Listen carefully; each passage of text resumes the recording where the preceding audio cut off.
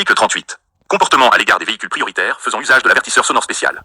Dès que l'approche d'un véhicule prioritaire est signalée par l'avertisseur sonore spécial, tout usager doit immédiatement dégager et céder le passage. Au besoin, il doit s'arrêter. Article 39. Comportement à l'égard des autobus et des trolleybus quittant leur point d'arrêt.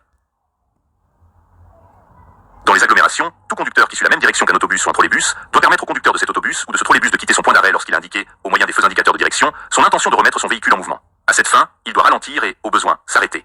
Dans ce cas, et par dérogation aux dispositions de l'article 12.4, les conducteurs des autobus et des trolleybus ne doivent pas céder le passage aux autres conducteurs qui suivent la même direction.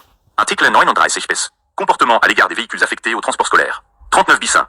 Les véhicules affectés au transport scolaire sont signalés par le panneau ci-après. Ce panneau a 0,40 mètres de côté au moins. Son fond doit être muni de produits rétro-réfléchissants. Ce panneau doit être placé de manière bien visible sur la partie gauche à l'avant et à l'arrière du véhicule.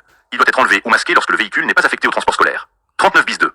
Les conducteurs doivent redoubler de prudence à l'approche d'un véhicule signalé conformément au ainsi dessus. Ils doivent en outre ralentir fortement leur allure et au besoin s'arrêter lorsque le conducteur du véhicule ainsi signalé fait fonctionner tous les feux indicateurs de direction, signifiant de la sorte que les enfants vont embarquer ou débarquer. Article 40. Comportement des conducteurs à l'égard des piétons.